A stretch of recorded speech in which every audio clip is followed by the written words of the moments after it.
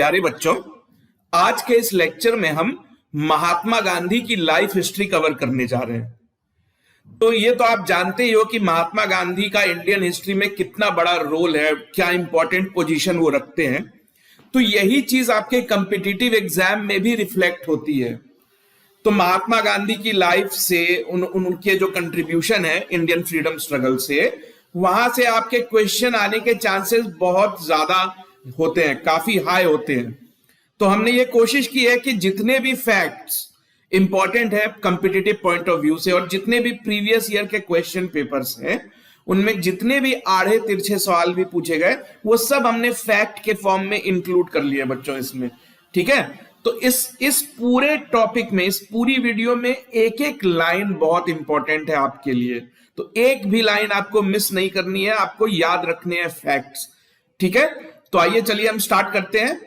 तो इस वीडियो में हम महात्मा गांधी के लाइफ का तब तक का हिस्सा कवर करेंगे जब तक कि उन्होंने इंडियन फ्रीडम मूवमेंट को ज्वाइन नहीं कर लिया था, यानी कि बचपन से लेके तब तक की बात हम करेंगे जब वो प्रिपेयर कर रहे थे खुद को इंडियन फ्रीडम स्ट्रगल से जोड़ने के लिए। तो early life of Mahatma Gandhi, तो आइए पता करते हैं। तो सबसे पहले महात्मा गांधी के जन्म और बचपन की बात।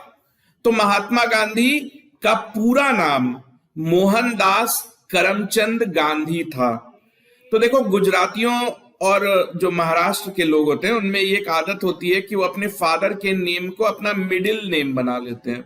तो एक्चुअली गांधी जी का नाम था मोहनदास और ये करमचंद उनके फादर का नाम था और ये गांधी तो इनकी फैमिली टाइटल है, तो इसलिए इनका पूरा नाम हो गया मोहनदास करमचंद गांधी।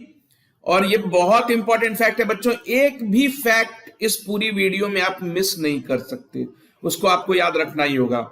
तो महात्मा गांधी जी का जन्म कब हुआ, ये बहुत इंपॉर्टेंट फैक्ट है, आपको याद रखना है। 2 अक्टूबर 1869। तो इनका जन्म कहां हुआ, तो पोरबंदर नाम के जगह पे हुआ।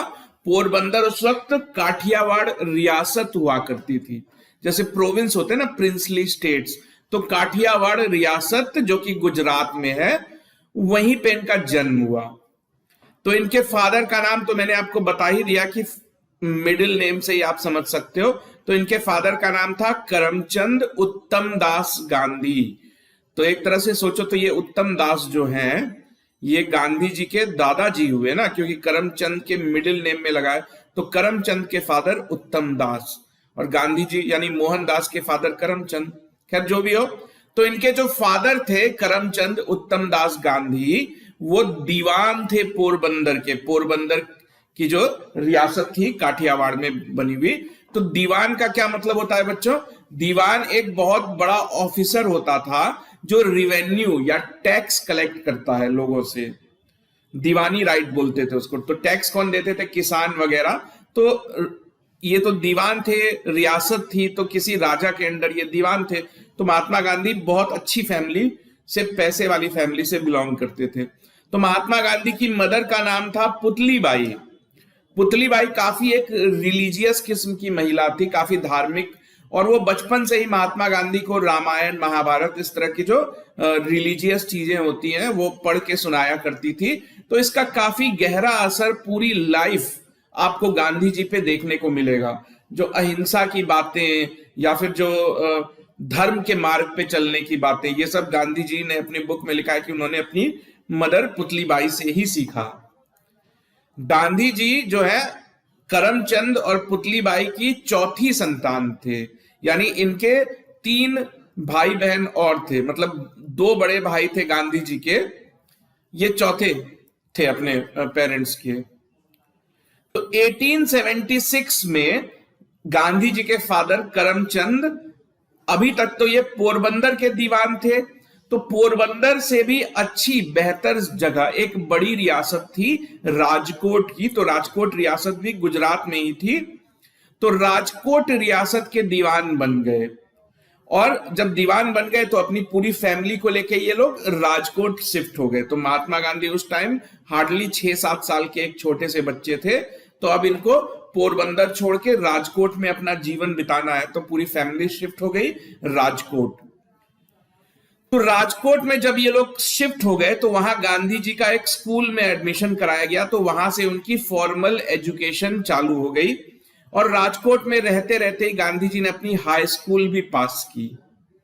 तो हाई स्कूल यानी 10th क्लास, जो आप आज के जमाने का कह सकते हो।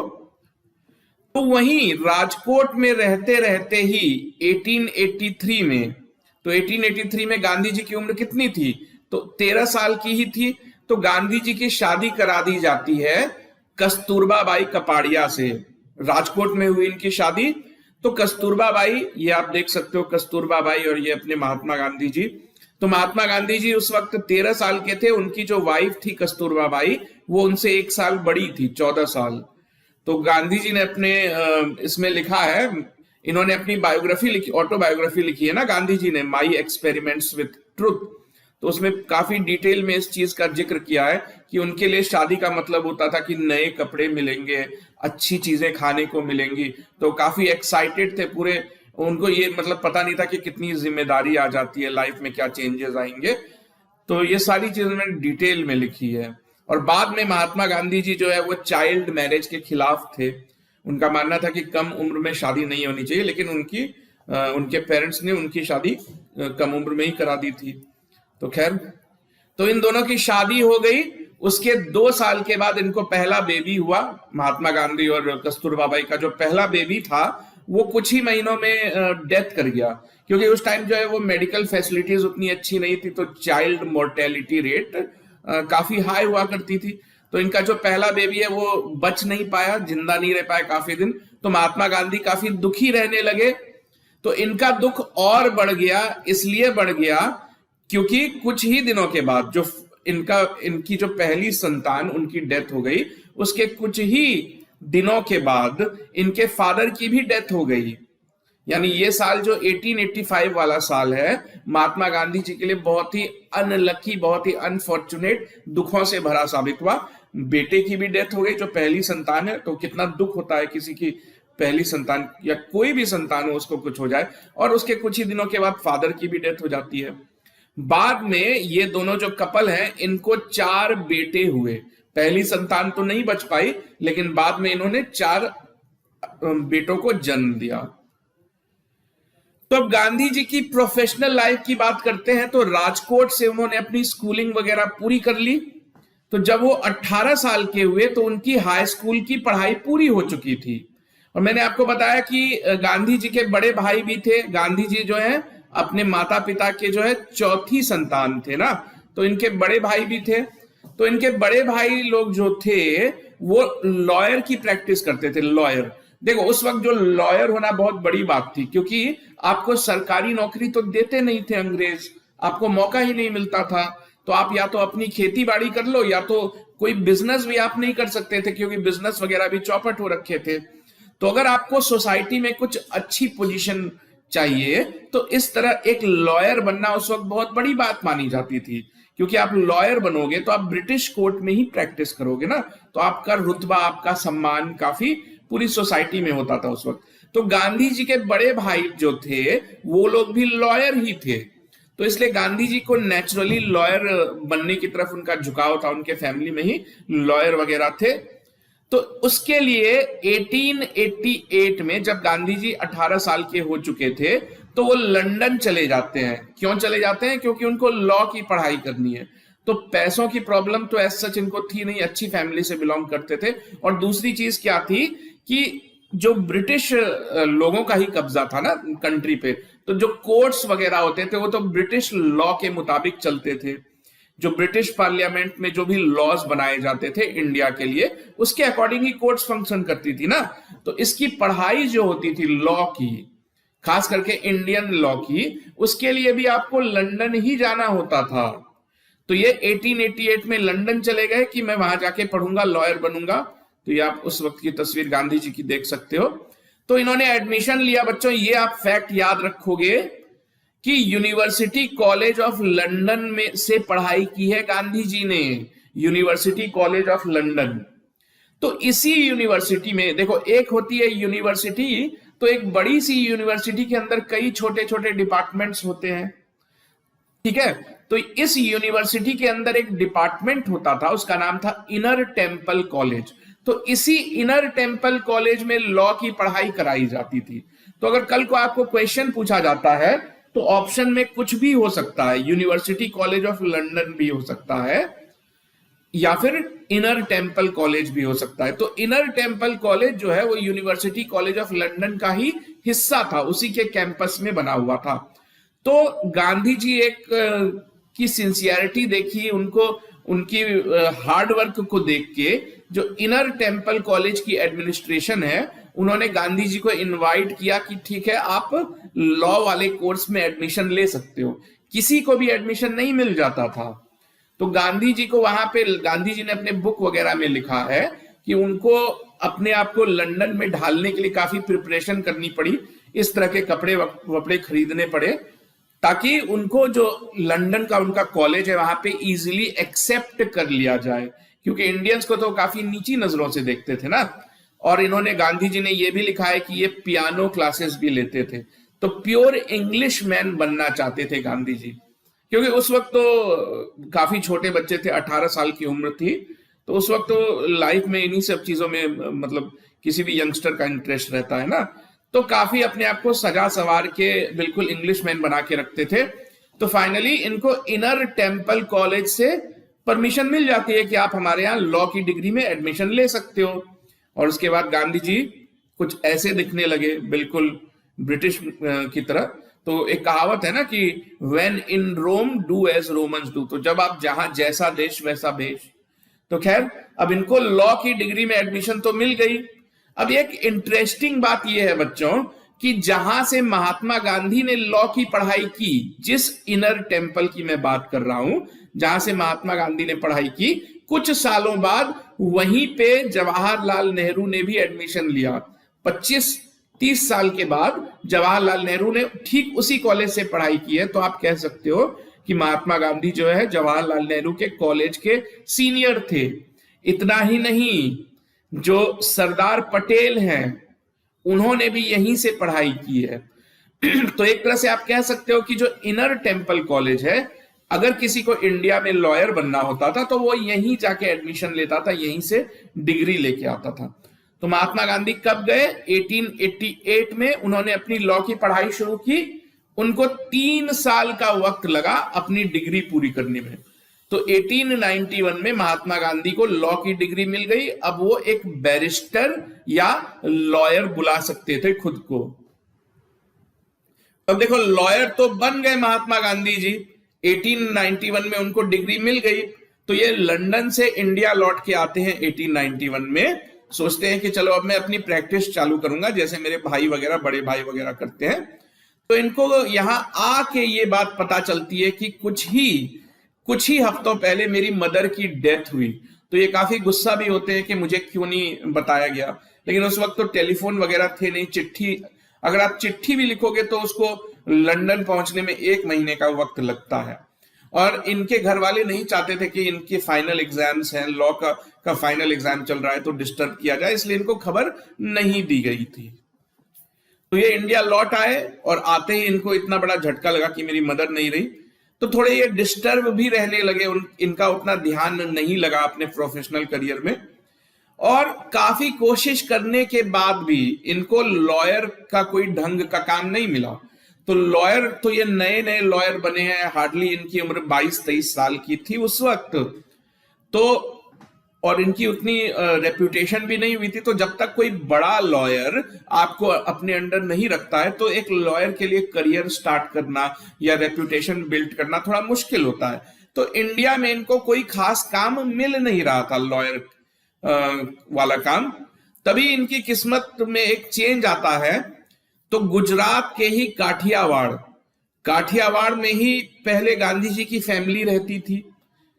पोरबंदर में पैदा हुए ना गांधी जी, पोरबंदर काठियावाड़ प्रोविंस का हिस्सा था। तो काठियावाड़ का ही एक बिजनेसमैन थे दादा अब्दुल्ला।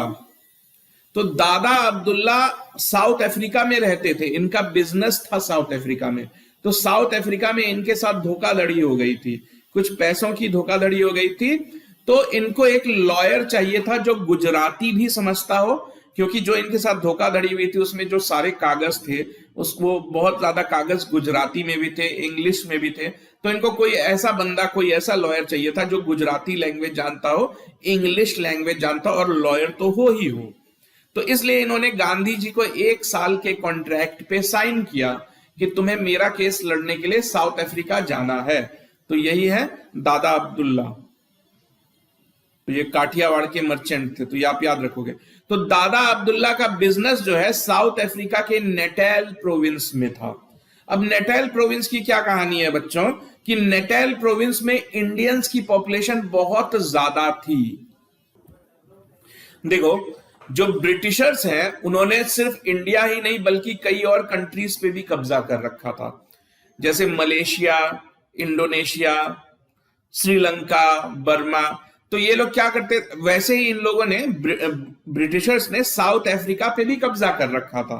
तो ये लोग क्यों कब्जा करते थे, ताकि वहां के पैसे या वहां की जो वेल्थ है उसको अपनी कंट्री में लूट के ले जा सके। तो साउथ अफ्रीका में जो है शुगर केन की खेती होती थी लार्ज स्केल पे, और वहां माइनिंग भी होती थी, डायमंड। साउथ अफ्रीका में डायमंड माइंस है काफी सारी। तो इन्हीं माइंस को कंट्रोल करने के लिए ब्रिटिश जो है इंडिया से काफी मात्रा में लेबर को लेके गए थे, लेबर्स को लेके जाते थे। उन्हीं लेबर्स ने साउथ अफ्रीका में अपना घर बना लिया था।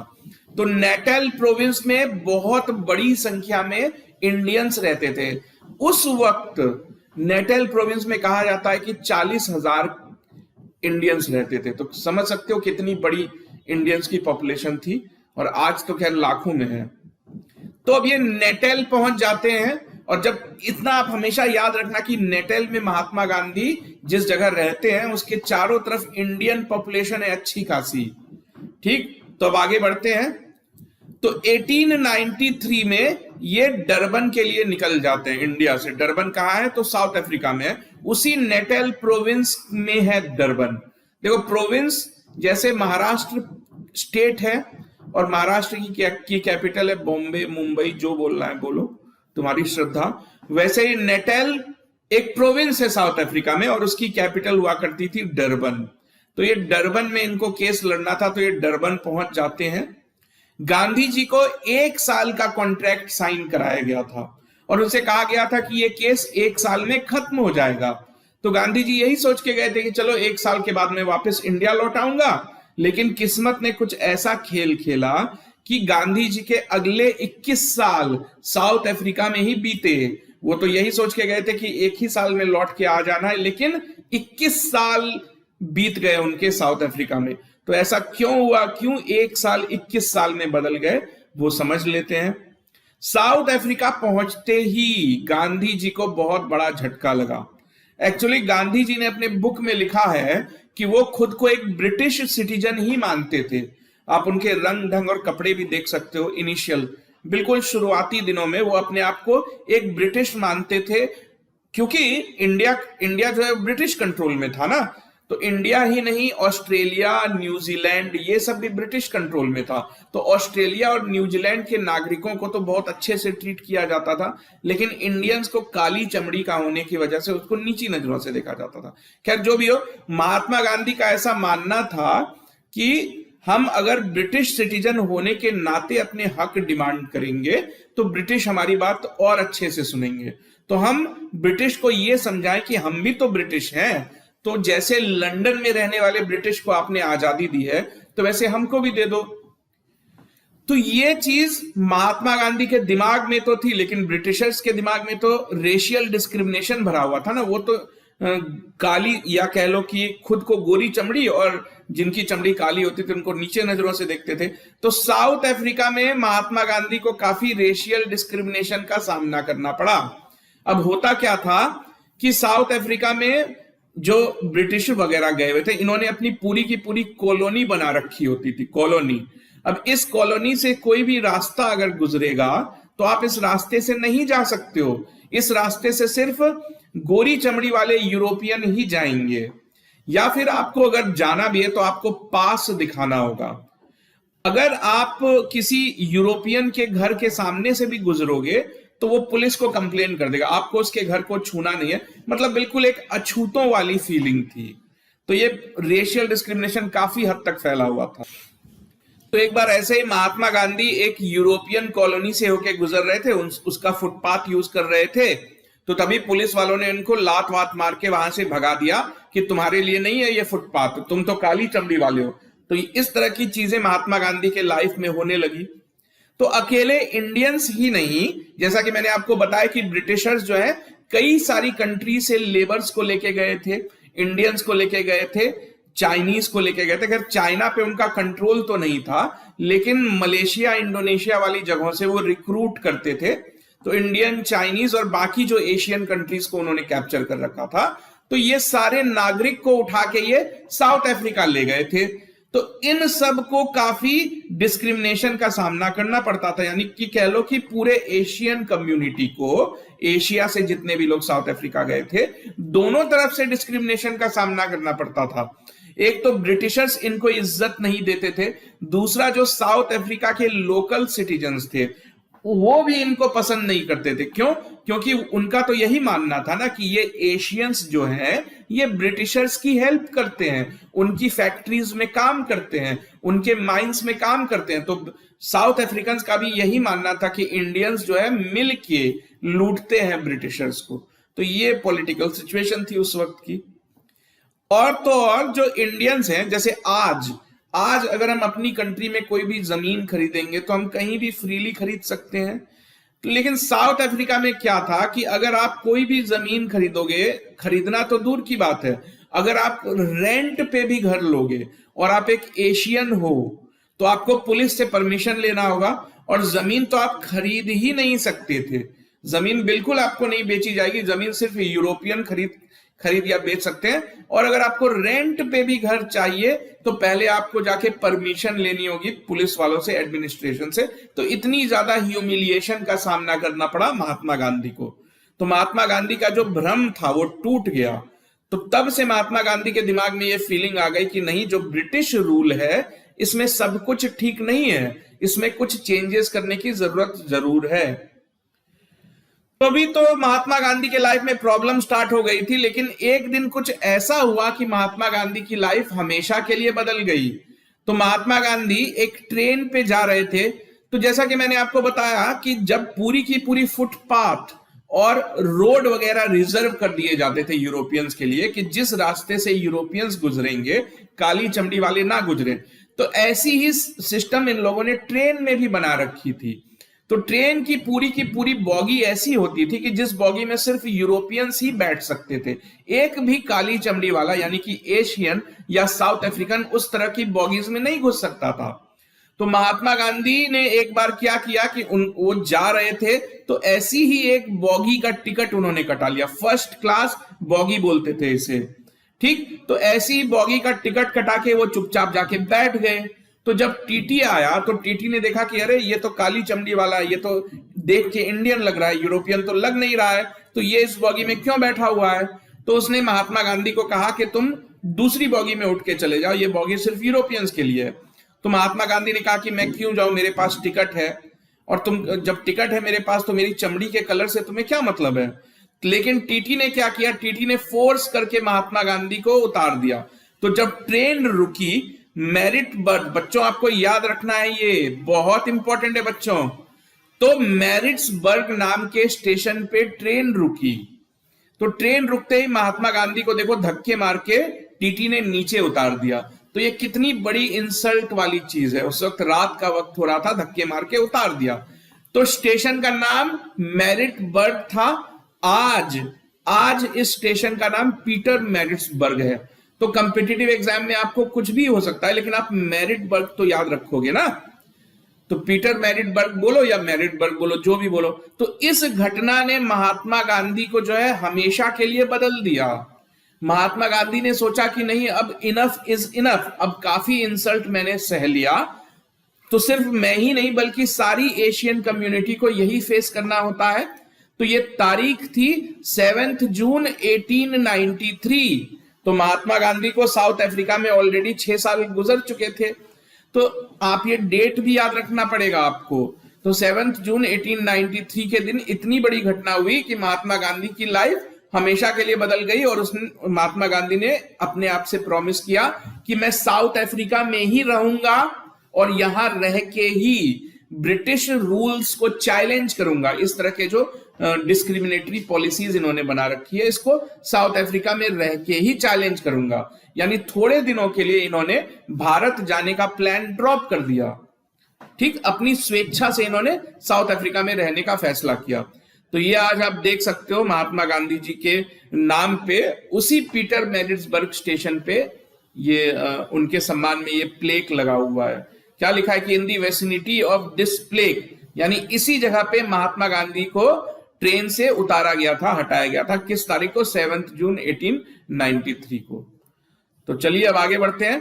तो अब महात्मा गांधी ने फैसला तो कर ही लिया कि अब मैं साउथ अफ्रीका से लौटूंगा नहीं, यहीं रह के अपनी लड़ाई जारी रखूंगा। ये देखो महात्मा गांधी, ये इनका ऑफिस था, M.K. गांधी अटॉर्नी। अटॉर्नी मतलब लॉयर। तो देखो ये आए तो थे 1 साल का केस लड़ने के लिए। तो वो केस 1893 में शुरू होके 1894 में खत्म भी हो गया। लेकिन जो बाकी इंडियंस थे उनको तब तक ये बात पता चल गई थी कि एक अच्छा लॉयर इंडिया से आया है, जिसको हिंदी भी आती है, गुजराती भी आती है, कई लैंग्वेजेस भी आते हैं, तो ये एक अच्छा लॉयर है। तो बाकी जो इंडियंस रहते थे ना वहां पे नेटाल में, तो वो महात्मा गांधी जी को अप्रोच करने लगे। उनके भी तो कुछ कुछ केसेस होते थे, तो वो भी अप्रोच करने लगे। तो महात्मा गांधी की प्रैक्टिस, लॉयर वाली प्रैक्टिस वहां पे अच्छी खासी जम गई। इसी बीच इंडियन कम्युनिटी के जो लोग थे उन्होंने महात्मा गांधी से रिक्वेस्ट करना स्टार्ट कर दिया कि आप लीगल बैटल करो, आप तो लॉयर हो ना, तो आप कुछ लीगली कोर्ट वगैरह में चैलेंज करो। इन्होंने जो डिस्क्रिमिनेटरी लेजिस्लेशन बना रखे हैं, खास करके एक लेजिस्लेशन ये था कि जो इंडियंस वहां के सिटीजन्स बन चुके थे, साउथ अफ्रीका में अपना घर बसा चुके थे, उनको ना इलेक्शन लड़ने की इजाजत थी, और लड़ना तो दूर की बात है, उनको तो वोट भी देने की इजाजत नहीं थी। तो ये बहुत बड़ी डिसएडवांटेज थी। जब आपको वोट ही नहीं देने दिया जाएगा तो आपकी कोई वैल्यू नहीं है। देखो पॉलिटिक्स में क्या होता है कि वोट की बहुत इज्जत होती है। तो जब आप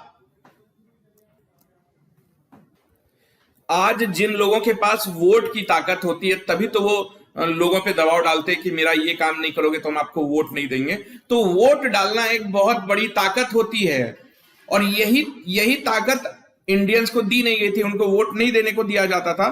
तो इस लड़ाई को आगे बढ़ाने के लिए कि वोट की बात हुई तो वोट पॉलिटिक्स से जुड़ा है, तो अब गांधी जी को ऐसी जरूरत महसूस हुई कि मुझे एक पॉलिटिकल ऑर्गेनाइजेशन बनाना पड़ेगा।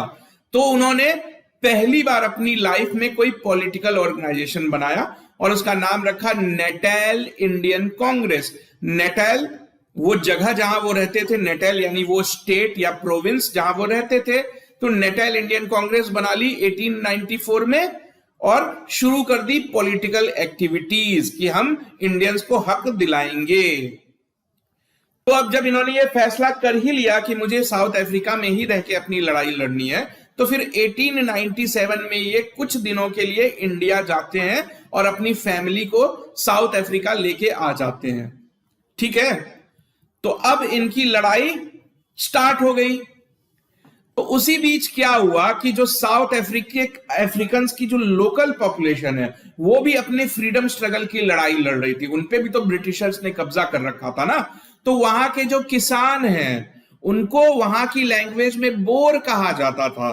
तो जो किसान है उन्होंने काफी स्ट्रगल में भाग ले रखा था, यानी कि अंग्रेजों से लड़ने में बढ़ चढ़ के हिस्सा लेते थे वो। तो वहां पे किसानों और ब्रिटिश गवर्नमेंट के बीच लड़ाई चल रही थी जिसका नाम दिया गया बोर वॉर। अब महात्मा गांधी के पॉइंट ऑफ व्यू से सोचो तो महात्मा गांधी हमेशा यही समझते थे कि हम भी ब्रिटिश एम्पायर का हिस्सा है।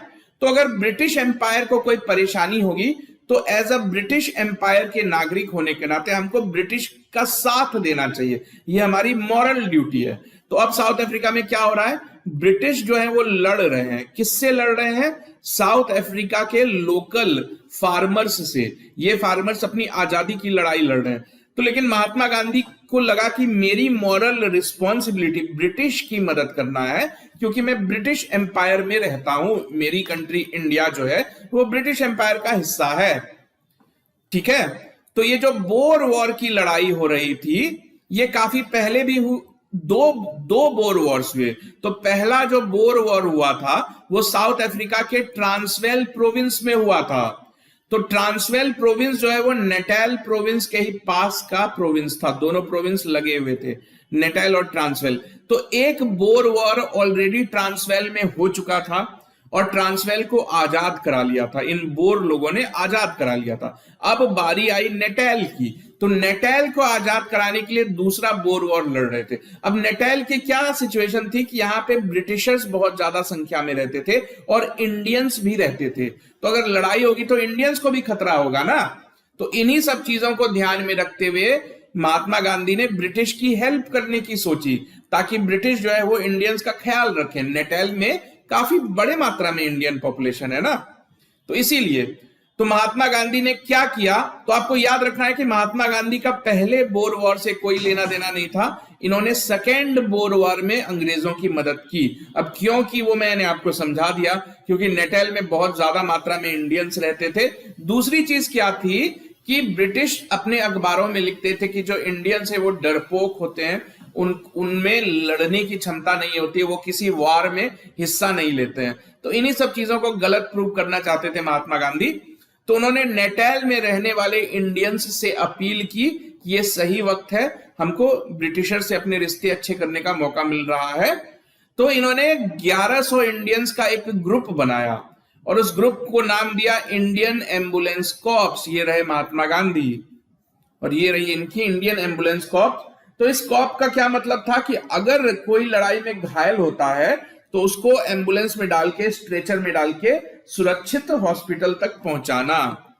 तो इस काम से इन्होंने काफी मदद करी ब्रिटिशर्स की।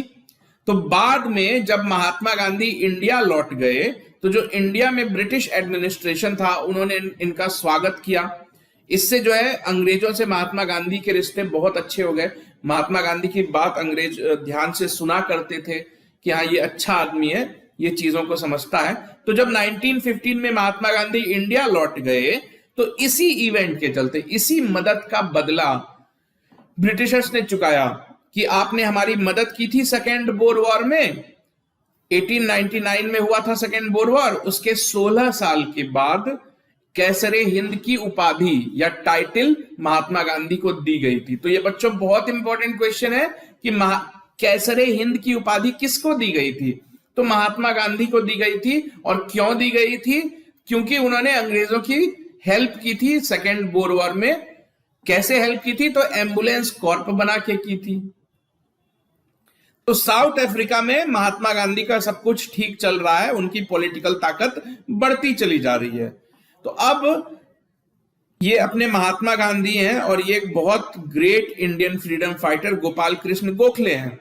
तो गोपाल कृष्ण गोखले जो है वो बॉम्बे के रहने वाले थे और महात्मा गांधी जो है गुजरात के रहने वाले थे। लेकिन उस वक्त जो गुजरात है वो बॉम्बे प्रोविंस के अंडर ही आता था। तो एक तरह से ये दोनों एक ही प्रोविंस के रहने वाले थे और एक दूसरे को जानते थे। तो गोपाल कृष्ण गोखले को काफी सारी चिट्ठियां लिख के एडवाइस मांगा करते थे महात्मा गांधी।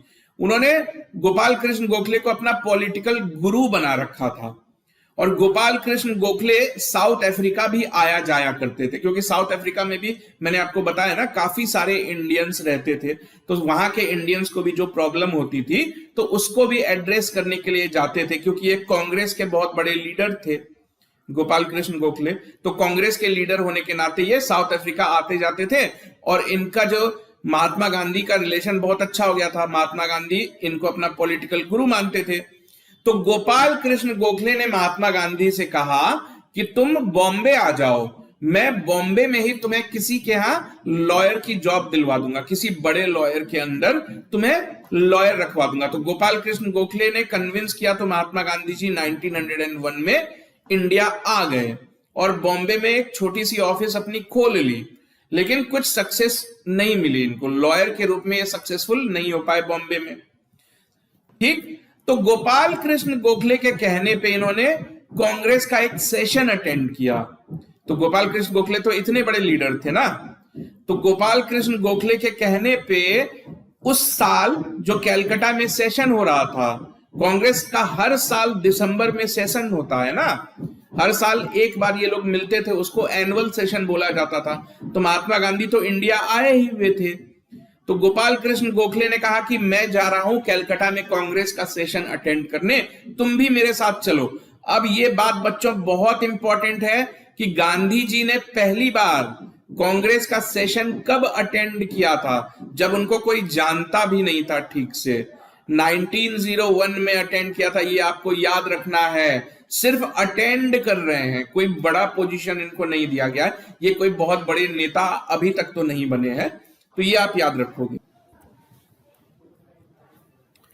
तो एक साल तक ये इंडिया में रहे, 1901 तक ये इंडिया में रहे। इन्होंने देखा कि इनकी लॉयर की प्रैक्टिस तो जम नहीं रही है, तो अब ये क्या करते हैं इंडिया में रखे, तो ये लौट जाते हैं वापस अफ्रीका। इनको लगता है कि चलो अफ्रीका में जाके अपनी लड़ाई कंटिन्यू करूंगा। तो अब अफ्रीका जाके ये एक न्यूज़पेपर स्टार्ट करते हैं, उसका नाम रखते हैं इंडियन ओपिनियन। बहुत इंपॉर्टेंट है बच्चों, इंडियन ओपिनियन किसका अखबार था, तो गांधी जी का अखबार था। तो इस अखबार के जरिए गांधी जी ने सोचा कि मैं इंडिया के साथ, देखो अब ये तो साउथ अफ्रीका चले गए, अब इनका इंटरेस्ट इंडियन पॉलिटिक्स में भी आ गया है। तो ये इसी अखबार की मदद से साउथ अफ्रीका के साथ साथ इंडिया के मुद्दे भी उठाने लगे, ताकि इंडिया के लोग भी जाने कि हाँ, महात्मा गांधी नाम का भी कोई आदमी है जो इंडिया के बारे में चिंता करता है, इंडिया के बारे में, इंडिया के मुद्दे उठाता है। तो इसी अखबार को इन्होंने अपना हथियार बना लिया। इंडिया के बारे में कुछ कहना हो, साउथ अफ्रीका के बारे में कुछ कहना हो, तो वो इस अखबार में लिख दिया करते थे। और ये अखबार काफी फेमस हो गया था, ठीक है, इतना फेमस हो गया था कि जो लियो टॉल्स्टॉय हैं, लियो टॉल्स्टॉय जो रशिया के इतने बड़े फिलोसोफर और राइटर थे, उन्होंने भी इस अखबार को नोटिस किया और वो अपने अखबार में लिखते थे महात्मा गांधी के बारे में कि हाँ, मैं महात्मा गांधी की एक्टिविटीज को फॉलो करता हूं। मतलब वो महात्मा गांधी का नाम अपने अखबार में लिखा करते थे, लियो टॉल्स्टॉय, कि महात्मा गांधी नाम का आदमी साउथ अफ्रीका में छोटे मोटे प्रोटेस्ट और आंदोलन करता है। तो अब देखो, दो ऐसी प्रोविंस थी जहां पे इंडियन पॉपुलेशन बहुत ज्यादा थी। नेटाल में तो खैर गांधी जी खुद रहते ही थे, सबसे ज्यादा इंडियन पॉपुलेशन नेटाल में थी। उसके पास वाले प्रोविंस ट्रांसवेल में भी काफी ज्यादा इंडियन पॉपुलेशन रहती थी। तो इन दोनों जगहों पे गांधी जी ने अपनी पॉलिटिकल स्ट्रेटजी लगाने की सोची कि यहाँ पे इंडियंस है तो यहाँ पे हमको सपोर्ट मिलने के चांसेस बहुत ज्यादा हैं। तो इन दोनों जगहों पे गांधी जी ने एक आश्रम खोलने का फैसला किया। क्यों किया? क्योंकि हम आश्रम खोलेंगे तो ज्यादा से ज्यादा लोग एक ही छत के नीचे रहेंगे, तो लोगों में यूनिटी बढ़ेगी, प्लस हम एक आंदोलन को प्रिपेयर करने में आसानी मिलती है। क्योंकि ये क्या करने के लिए साउथ अफ्रीका में रुके हैं, इनको डिस्क्रिमिनेशन के खिलाफ लड़ना है ना, तो लड़ने के लिए अपने लोगों का साथ चाहिए ना, इंडियंस का साथ चाहिए, बाकी एशियन कम्युनिटी का साथ चाहिए।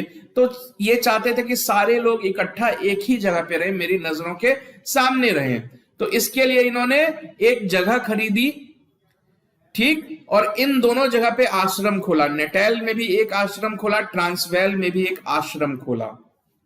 गांधी जी खुद तो डरबन में ही रहते थे, लेकिन अपना ज्यादा से ज्यादा समय इन आश्रम में बिताते थे। तो उन आश्रम में जो गरीब और दबे कुचले लोग थे, जो इंडियन कम्युनिटी के थे, उनको इन्होंने रहने की जगह दी कि तुम लोग यहीं रहो, यहीं पे खाना बनाओ, यहीं पे खेती करो और खाओ पियो, मजे से रहो। तो ऐसा पहला आश्रम, हम अपनी लैंग्वेज में इसको आश्रम बोलते हैं, लेकिन अंग्रेजों की नजर में तो फार्म कहलाते थे, इस तरह की सेटलमेंट्स फार्म कहलाती थी। तो फीनिक्स फार्म स्टार्ट किया गया जोहानिसबर्ग में। तो जोहानिसबर्ग ट्रांसवेल प्रोविंस में पड़ता था। तो ट्रांसवेल प्रोविंस में पहला आश्रम 1904 में खोला गया। तो ये उस आश्रम में रहने वाले लोग हैं, ठीक। ये आप देख सकते हो, गांधी जी की वाइफ कस्तूरबा गांधी और ये खुद गांधी जी है, ठीक है। तो ये फिनिक्स सेटलमेंट खुल गया, पहला आश्रम था ये। दूसरा आश्रम टॉल्स्टॉय के नाम पे रखा गांधी जी ने। क्यों रखा? क्योंकि गांधी जी जो है टॉल्स्टॉय से काफी इंप्रेस थे। गांधी जी टॉल्स्टॉय को चिट्ठियां वगैरह लिख के उनसे भी एडवाइस लिया करते थे कि मैं साउथ अफ्रीका में मूवमेंट चला रहा हूं, मुझे आपकी गाइडेंस चाहिए। तो दूसरा आश्रम इन लोगों ने नेटल में खोला।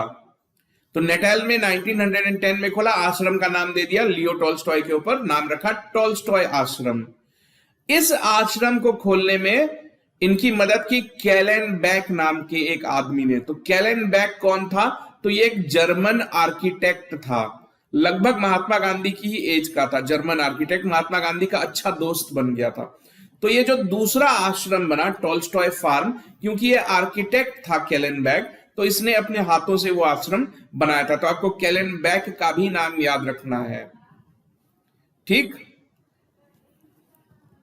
तो दो आश्रम खुल गए हैं। उन आश्रमों में महात्मा गांधी के जो सपोर्टर हैं, महात्मा गांधी के जो फॉलोअर हैं, वो उन आश्रमों में रहते हैं।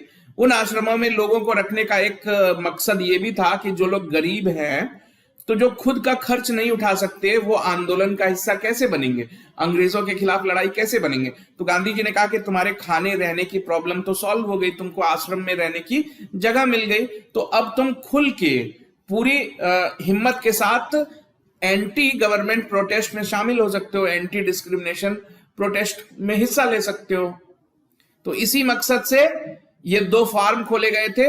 जब गांधी जी इंडिया आए तो ऐसे ही कई फार्म्स इंडिया में भी खोले गए और उनको आश्रम का नाम दिया गया।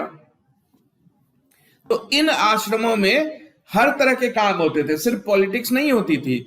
जैसे फार्मिंग, खेती बाड़ी हो गई, शाम को प्रेयर भजन वगैरह करना, बच्चों की पढ़ाई लिखाई की व्यवस्था, मैनुअल वर्क, जैसे कि किसी को गार्डन का काम दे दिया, किसी को साफ सफाई का दे दिया, जानवरों का रख रखाव, यहाँ पे पालतू जानवर भी पाले जाते थे, गाय बकरी वगैरह। मतलब पूरी तरीके से एक सेल्फ सस्टेन्ड लाइफ थी कि आपको कुछ भी खरीदना नहीं, यहीं उगाओ, यहीं बनाओ, यहीं खाओ। तो देखो आश्रम वगैरह बना लिए महात्मा गांधी जी ने, यानी खुद को प्रिपेयर कर लिया कि अब साउथ अफ्रीका में अब सत्याग्रह चालू किया जाए। तो सत्याग्रह का जो पहला इंसिडेंट है वो 1906 में हुआ।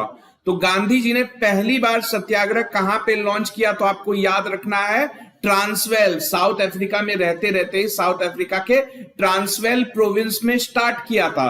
अब क्यों किया था देखो, तो वहां एक रूल पास हुआ जो कि इंडियन मैरिज को रिकॉग्नाइज ही नहीं करता था। यानी अगर कोई इंडियन साउथ अफ्रीका में किसी दूसरे इंडियन से शादी भी कर लेगा तो उस शादी को रिकॉग्नाइज ही नहीं किया जाता था। अगर कोई इंडियन किसी नॉन इंडियन से शादी करेगा, किसी साउथ अफ्रीकन से कर लेगा, तो भले ही, यानी कि आपस में अगर दो हिंदू शादी करेंगे तो उसकी कोई मान्यता नहीं देने वाली थी ट्रांसवेल की गवर्नमेंट। तो इस तरह से तो ये तो आपके लीगल राइट पे हमला था। तो गांधी जी ने इसी के खिलाफ पहला अपना सत्याग्रह किया था। कहां किया था? तो ट्रांसवेल में किया था। तो सत्याग्रह का क्या मतलब होता है कि आप कुछ फोर्स यूज मत करो, आप अपनी बात पे कायम रखो, आप कुछ ऐसी स्ट्रेटेजी यूज करो कि गवर्नमेंट बिना वायलेंस के, जैसे भूख हड़ताल पे चले जाओ, कहीं जाके चुपचाप धरने पे बैठ जाओ, तो आपको वायलेंस नहीं यूज करना है, ताकत नहीं लगानी है, सिर्फ आप अपने सच के साथ खड़े रहो, गवर्नमेंट खुद ब खुद झुक जाएगी। तो इसी कॉन्सेप्ट को सत्याग्रह का नाम दिया गया कि सत्य यानी सच्चाई के साथ आप रिक्वेस्ट करो, आपकी रिक्वेस्ट कोई भी मान लेगा अगर आप सच का साथ देते हो। तो पहली सत्याग्रह तो हो गई। फिर 10 जनवरी 1908 के दिन गांधी जी पहली बार अरेस्ट हुए थे। आपको यह भी याद रखना है कि किस साल महात्मा गांधी पहली बार अपनी लाइफ में अरेस्ट हुए। तो 1908 में अरेस्ट हुए थे पहली बार। अब क्यों अरेस्ट हुए थे? तो मैंने आपको बताया कि उस वक्त बहुत ज्यादा डिस्क्रिमिनेशन की जाती थी एशियन लोगों के साथ। तो एशियन लोगों को हमेशा अपनी जेब में एक पास रखना होता था। अब जैसे कोई अगर कहीं से गुजर रहा है तो उसको पुलिस रोक के पूछ सकती थी कि तुम यहां से क्यों चल के जा रहे हो, क्या वजह है, दिखाओ अपना पास दिखाओ। तो इस तरह के पासेस साउथ अफ्रीकन को या ब्रिटिशर्स को नहीं रखने होते थे। तो इसी चीज को चैलेंज किया महात्मा गांधी ने, उन्होंने पास रखना बंद कर दिया। तो इसीलिए उनको गिरफ्तार करके पहली बार जेल भेजा गया और 2 महीने तक उनको जेल में रखा गया। 2 महीने के बाद ही उनको छोड़ा गया। तो 1909 में महात्मा गांधी लंदन जाने का फैसला करते हैं। क्यों करते हैं? क्योंकि लंदन जाएंगे तभी तो ब्रिटिश गवर्नमेंट तक अपनी बात पहुंचा सकेंगे। उनको तो ब्रिटिश गवर्नमेंट को अपनी बात सुनानी है। तो लंदन से बेहतर क्या हो सकता है? लंदन ही तो ब्रिटिश की कैपिटल है। तो इसी ट्रांसवेल में जो लॉ बना था, इस लॉ को खत्म करने की ठान ली महात्मा गांधी ने। तो जब तक साउथ अफ्रीका में रहे, इसी लॉ के पीछे पड़े रहे महात्मा गांधी की ये लॉ मैं खत्म करवा के ही रहूंगा। तो ये लंदन पहुंच जाते हैं और लंदन में जाके वहां के अखबारों को इंटरव्यू देने लगते हैं, वहां एडिटोरियल्स वगैरह छपने लगती है, क्योंकि लंदन में भी तो काफी सारे इंडियंस हैं ना। तो उन्होंने बहुत खुले दिल से महात्मा गांधी का स्वागत किया। तो लंदन में जाके इन्होंने इतना धमाल मचाया कि फाइनली जो ट्रांसवेल रजिस्ट्रेशन लॉ है वो रिपील करना ही पड़ा, क्योंकि ये जो ट्रांसवेल रजिस्ट्रेशन लॉ है ये साउथ अफ्रीकन गवर्नमेंट का लॉ जरूर है, लेकिन इसके पीछे तो ब्रिटिशर्स है ना, इनकी ही तो हुकूमत चल रही है ना साउथ अफ्रीका में। तो फाइनली ये लॉ रिपील हो गया। तो मामला कुछ और आगे बढ़ता है, यानी गांधी जी को पहली सक्सेस मिल गई। 1913 और 1914 में गांधी जी एक नए इशू को, एक नए मुद्दे को उठाते हैं। तो वो मुद्दा था पोल टैक्स का। अब ये पोल टैक्स क्या था मैं आपको बताता हूं। तो देखो, ये जो इंडियंस साउथ अफ्रीका पहुंचे थे, इनको लेके तो ब्रिटिशर्स ही गए थे ना। क्या सोच के ले गए थे कि हमारे लिए खेतों में काम करेंगे, माइंस में काम करेंगे। तो बेसिकली इनको स्लेव के रूप में ले जाया गया था। कोई एम्प्लॉय बना के नहीं ले गए थे ब्रिटिशर्स, तो स्लेव ही बना के ले गए थे। तो स्लेव का क्या फंडा होता है, रहने की जगह और खाना दिया जाता है, सैलरी नहीं दी जाती है। तो कुछ स्लेव्स ऐसे होते थे जो काम वगैरह करने से मना कर देते थे, तो उनको मजबूरी में फ्री करना होता था, उसको बोलते थे इंडेंचर। इंडेंचर का मतलब होता है जब किसी स्लेव को आप फ्री कर दो। तो ऐसा ही एक लॉ आया था जो अफ्रीका की ब्रिटिश गवर्नमेंट ने लाया था। अफ्रीका मतलब उस वक्त तो ब्रिटिश कंट्रोल में था। तो वो ये लॉ ये कहता था कि हम एक पोल टैक्स लेंगे। ये पोल टैक्स क्या है, तो अगर किसी गुलाम को गुलामी से या स्लेव से आजादी चाहिए, तो वो एक फॉर्म में अप्लाई करे कि मैं अब स्लेव नहीं रहना चाहता हूं, मुझे नहीं करना है काम, मैं आपके फैक्ट्री में या आपके खेतों में नहीं काम करूंगा, मुझे आज से आप मुक्त कर दो स्लेव की लाइफ से। तो उसको ये पोल टैक्स देना होता था। हर साल 25 पाउंड देने होते थे। उस वक्त के 25 पाउंड कितने होते होंगे आप समझ सकते हो, उस वक्त के लगभग कह लो 2000 रुपए हर साल। तो ये तो किसी के बस की बात थी ही नहीं ना कि कोई इतने पैसे चुका पाए। तो एक तरह से था कि आप अत्याचार कर रहे हो, आप स्लेवों को छोड़ना ही नहीं चाहते हो। तो इस दो मुद्दों को फिर महात्मा गांधी ने उठाया। एक हिंदू मैरिज का जो मुद्दा था वो तो चल ही रहा था, और अब ये पोल टैक्स का भी मुद्दा उठा लिया। तो फाइनली क्या हुआ, 1914 में जो ट्रांसवेल के जो प्राइम मिनिस्टर थे, उनका नाम था स्मट्स, उन्होंने गांधी जी के साथ एक एग्रीमेंट साइन की कि आप इतने हंगामे मत किया करो, हम आपकी बात मान लेते हैं और आप अपना प्रोटेस्ट रोक दो। तो क्या बात मान ली, तो पोल टैक्स को खत्म कर दिया गया, हिंदू मैरिज एक्ट को रिकॉग्नाइज करना स्टार्ट कर दिया। तो अब गांधी जी का काम पूरा हो गया। उन्होंने जो दो मुद्दे उठाए थे साउथ अफ्रीका में, उसको सक्सेसफुली उनके अंजाम तक पहुंचा दिया, जीत गए महात्मा गांधी। तो अब महात्मा गांधी इंग्लैंड की तरफ निकल जाते हैं। इंग्लैंड, क्योंकि उनका तो साउथ अफ्रीका में काम पूरा हो गया। तो उस वक्त पूरी दुनिया में यह माहौल बना हुआ था कि फर्स्ट वर्ल्ड वॉर कभी भी शुरू हो सकता है। तो इसीलिए महात्मा गांधी साउथ अफ्रीका से निकल के सोचते हैं कि अब अपनी पॉलिटिक्स को एक दूसरे लेवल पे लेके जाना है, तो इंग्लैंड चले जाते हैं। तो इंग्लैंड में कुछ दिन रहते हैं और वहां से फिर वो इंडिया लौटने का फैसला करते हैं। तो फाइनली वो दिन आ जाता है जब महात्मा गांधी 21 सालों के बाद फाइनली वो इंडिया लौटे। तो 9 जनवरी 1915 को इंडिया लौटे महात्मा गांधी। लंदन से जहाज पकड़ के वो इंडिया आए। अब यहां आपको याद रखना है, क्योंकि महात्मा गांधी 9 जनवरी को इंडिया पहुंचे थे और महात्मा गांधी पिछले 21 सालों से साउथ अफ्रीका में थे, तो महात्मा गांधी एक एनआरआई थे, नॉन रेसिडेंट इंडियन थे। पिछले 21 साल से वो थे नहीं इंडिया में। इसीलिए आज भी भारत की सरकार, इंडियन गवर्नमेंट 9 जनवरी को प्रवासी भारतीय दिवस मनाती है। इसी दिन को याद रखने के लिए, इसी इवेंट को सेलिब्रेट करने के लिए ऐसा किया जाता है।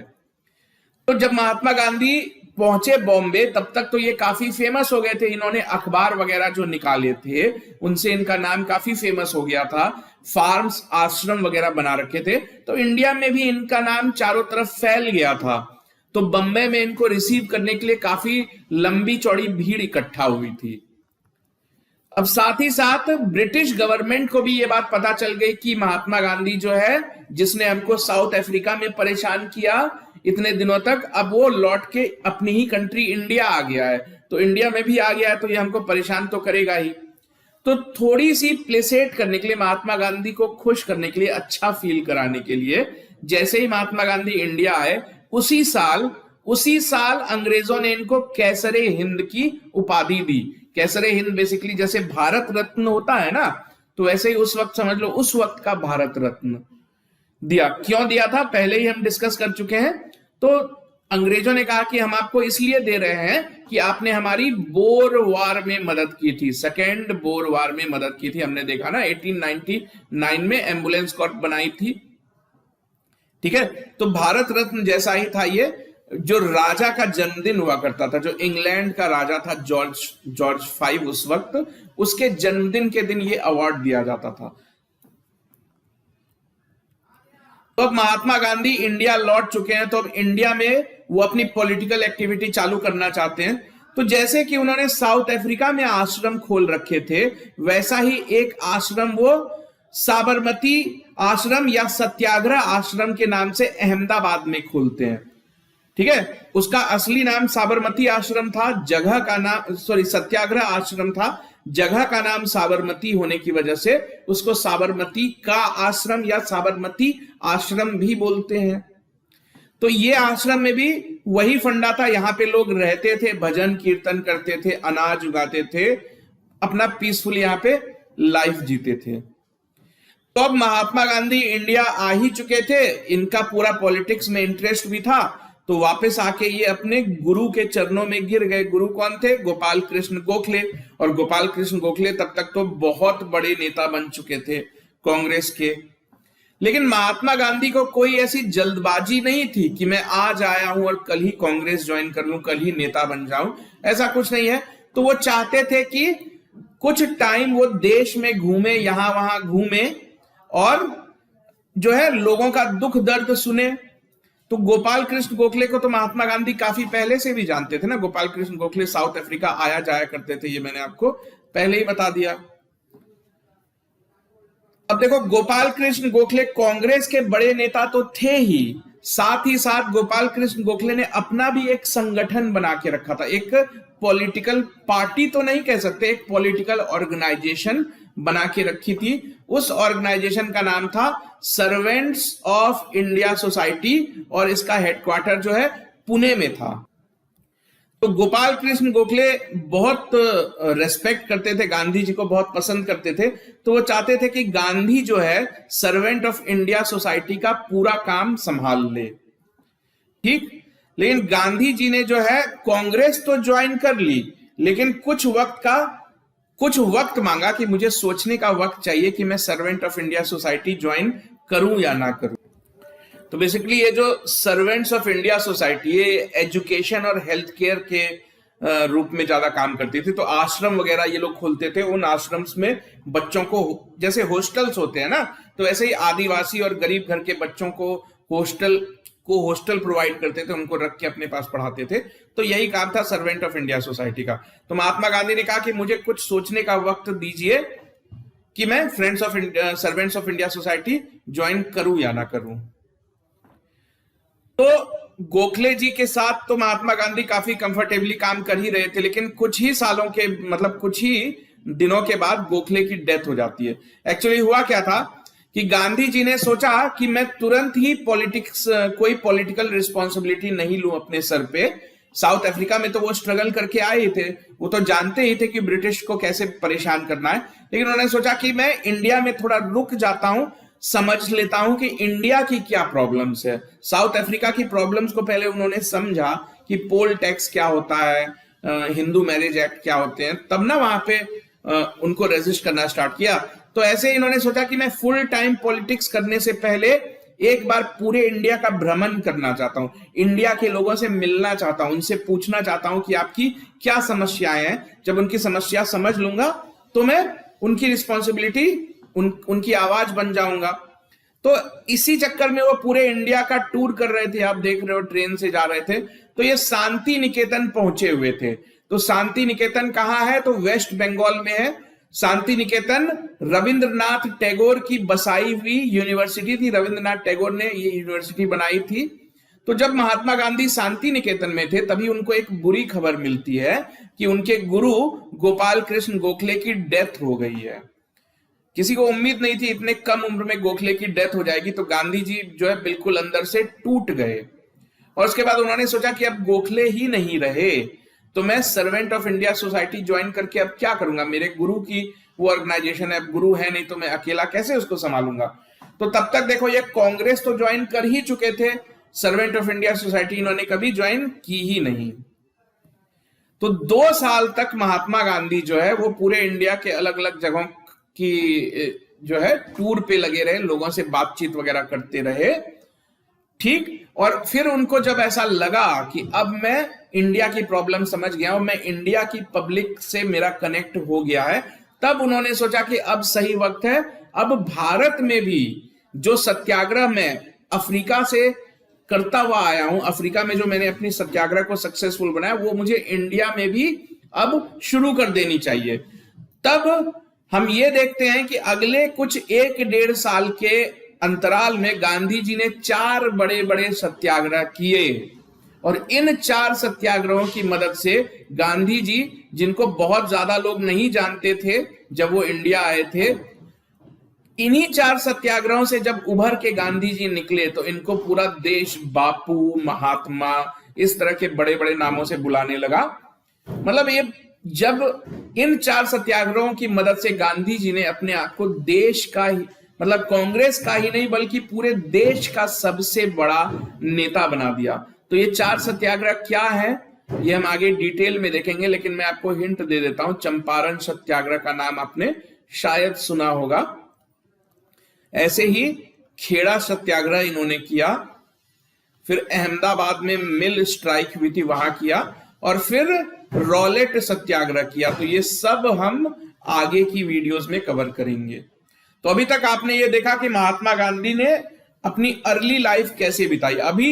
अभी तक उन्होंने इंडियन पॉलिटिक्स में कुछ कंट्रीब्यूट नहीं किया है। तो अगली वीडियो में हम देखेंगे तो आगे जो पूरी की पूरी इंडियन फ्रीडम स्ट्रगल है, पूरी की पूरी फ्रीडम स्ट्रगल की जो कमांड है वो महात्मा गांधी के ही हाथों में रही। तो अगर आप महात्मा गांधी की लाइफ को भी ऑब्जर्व करोगे तो एक तरह से आप इंडियन फ्रीडम मूवमेंट को ही ऑब्जर्व करोगे। तो आगे के वीडियोस में हम ये सारी चीजें डिटेल में कवर करेंगे।